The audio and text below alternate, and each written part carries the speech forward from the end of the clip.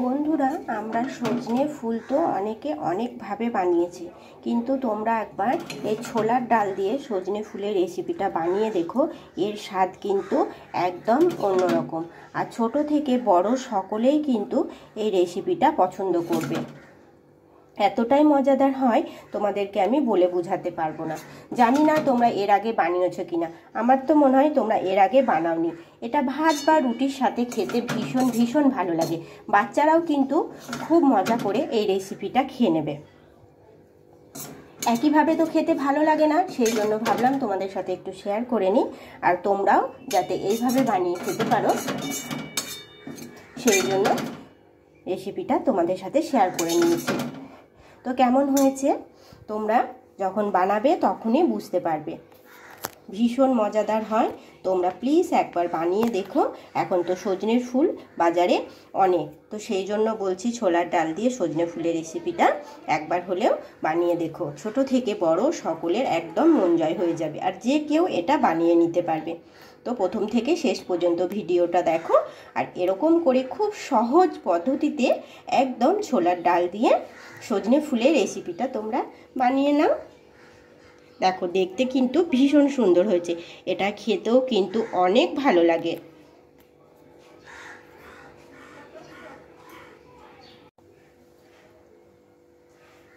আজকে বানাবো হচ্ছে সজনে ফুল দিয়ে খুব সুন্দর একটা রেসিপি, তোমাদের ভীষণ ভালো লাগবে। দেখো, সজনে ফুল এগুলো কিন্তু আমি বাজার থেকে কিনে এনেছি।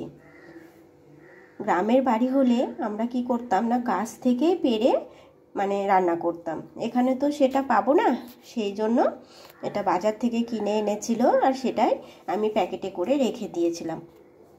তো সেই জন্য একটু শুকনো শুকনো হয়ে গিয়েছে, এতে করে কিন্তু কোনো অসুবিধা নেই। দেখো, এই দেখো, এটা খাওয়া কিন্তু ভীষণ ভীষণ ভালো, উপকারী আছে এটাতে। তো বন্ধুরা, এখন তো সজনে ফুল বাজারে অনেক পাওয়া যাচ্ছে, তোমরা চাইলে এনে এরকম স্বাদের একটা রেসিপি বানিয়ে নিতে পারো। তোমরা থাম্বনেল দেখে বুঝে গেছো, কিন্তু রেসিপিটা কিভাবে বানাতে হবে সেটা তো বুঝতে পারোনি। সেই জন্য কি করতে হবে, প্রথম থেকে শেষ পর্যন্ত তোমাদেরকে ভিডিওটা দেখতে হবে। আর আশা করছি বন্ধুরা সকলে খুব খুব ভালো আছো। এখানে সজনে ফুল নিয়েছি, সাথে নিয়েছি দেখো ছোলার ডাল। এই দেখো, ছোলার ডালটাকে আমি সেদ্ধ করে নিয়েছি। এই ছোলার ডাল দিয়ে আজকে আমি সজনে ফুলের রেসিপিটা তোমাদেরকে শেয়ার করছি। এটা আমি মাঝে মধ্যে বানাতাম, তো ভাবছি তোমাদের সাথে শেয়ার করে নিই। আশা করছি তোমরা এইভাবে হয়তো বানাওনি। যখনই এই সজনে ফুল আসে এই সিজনটাতে, তখনই কিন্তু একবার হলেও তোমরা বানিয়ে দেখতে পারো, ভীষণ ভালো লাগবে। তো চলো, কড়াই বসিয়ে নিয়েছি, কড়াইয়ে নিয়ে নিয়েছি। কড়াইটা বেশ ভালোভাবে গরম হয়ে গিয়েছে, এখন দিয়ে নেব হচ্ছে তেল। এখানে আমি কড়াই বসিয়ে নিয়েছি, কড়াইয়ে তেল দিয়ে নিয়েছি, আর তেলটাও কিন্তু বেশ ভালোভাবে গরম হয়ে গিয়েছে। ভীষণ সহজ এবং খুব তাড়াতাড়ি রেসিপিটা তৈরি হয়ে যায়। দেখো, কড়াইয়ের এই সাইডগুলোতে আমি ভালোভাবে তেলটাকে একটু ছড়িয়ে নিলাম।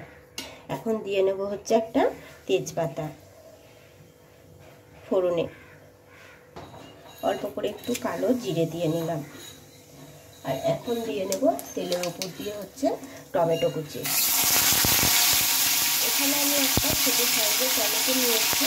তোমাদের যদি একটু বেশি পরিমাণ থাকে ফুল বা ছোলার ডাল, তাহলে তোমরা একটু বেশি করে নিয়ে নেবে। আমি যেহেতু অল্প করে বানাচ্ছি, সেই জন্য আমি টমেটোটা ছোট সাইজের একটা নিয়ে নিয়েছি। খুব ছোটো না, বেশ মাঝারি সাইজের। তো টমেটোটা একটু আমি ভালোভাবে নেড়ে চেড়ে দেবো। টমেটোটা দিয়ে নিয়েছি, অল্প একটু সাদা জিরে দিয়ে নিলাম, একটা কাঁচা লঙ্কা তেলের উপরে দিলে না খুব থাকে, সেই জন্য কী করলাম, আমি টমেটোটা দেওয়ার পরেই কিন্তু দিয়ে নিয়েছি। এখন দিয়ে নেবো এটাতে হচ্ছে মশলা। এখানে আমি মশলাটা দিয়ে নেব, একদম এটা নিরামিষ। এখানে জিরে, আদা আর হচ্ছে ধনে, এই তিনটে জিনিসের মশলা আমি এখানে দিয়ে নিয়েছি। আর এটা ভীষণ সহজ আর খুব তাড়াতাড়িও রেসিপিটা তৈরি হয়ে যায়। এখন দিয়ে নেবো হলুদ গুঁড়ো, পরিমাণ মতন লবণ, আর দিয়ে নেবো অল্প একটু লঙ্কা গুঁড়ো।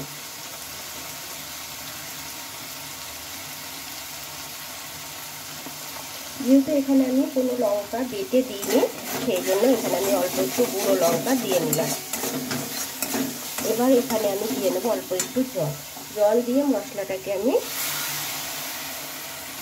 একটু ভালোভাবে কষিয়ে নেব। এটা যেহেতু একটা নিরামিষ রেসিপি, সেই জন্য মশলাটা কিন্তু বেশ কিছুক্ষণ কষাতে হবে না, ভীষণ তাড়াতাড়ি মশলাটা রেডি হয়ে যাবে।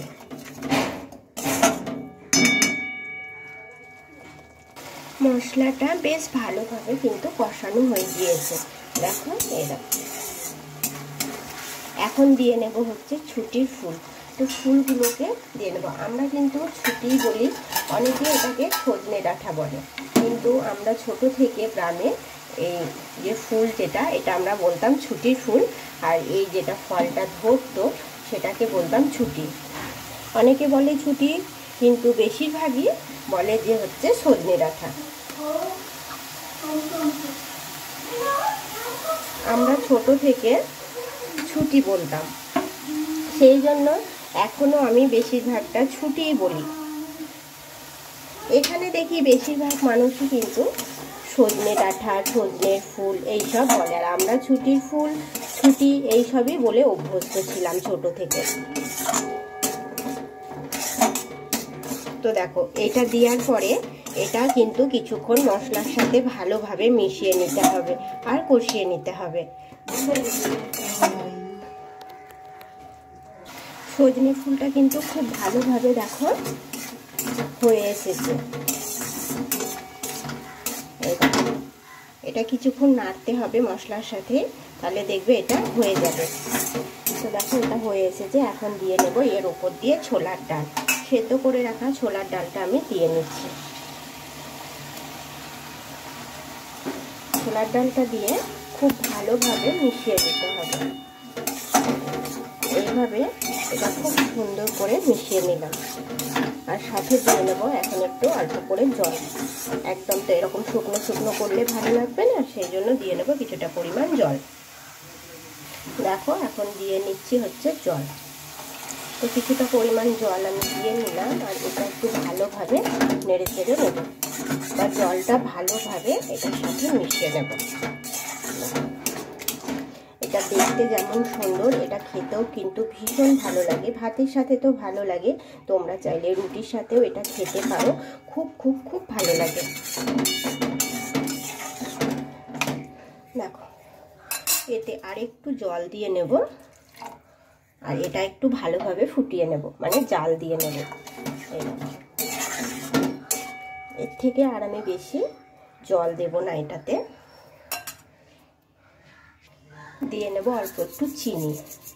দেখো অল্প একটু আমি চিনি দিয়ে নিলাম। এটা কিন্তু একদম হয়ে গিয়েছে। আর এখন দিয়ে নেব অল্প একটু গরম মশলা গুঁড়ো, একদম অল্প করে দিয়ে নিলাম।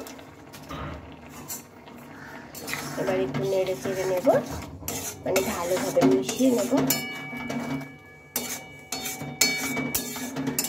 বন্ধুরা এই রেসিপিটা একবার হলেও বানিয়ে দেখো, আশা করছি অনেক ভালো লাগবে। এটা কিন্তু বাচ্চারাও খুব সহজে খেয়ে নেয়, এইভাবে একবার বানিয়ে দেখবে, বাচ্চারাও খেয়ে নেবে। আর একভাবে তো খেতে ভালো লাগে না, যদি একটু নতুনভাবে কিছু বানানো যায় দেখবে ওর স্বাদটাই তখন আলাদা লাগে। যে সকল বন্ধুরা নতুন, প্লিজ চ্যানেলটিকে সাবস্ক্রাইব করে আমার পাশে থেকো। ফেসবুক পেজ থেকে দেখলে পেজটিকে ফলো করো, ভালো লাগলে লাইক কমেন্ট করো, বন্ধুদের সাথে শেয়ার করে নিও। এরকম নিত্য নতুন রেসিপি অনেক দেওয়া আছে, তোমরা চাইলে দেখে নিতে পারো। বাচ্চাদের ভীষণ ভীষণ পছন্দের রেসিপি দেওয়া আছে, বড়দের তো পছন্দ হবে।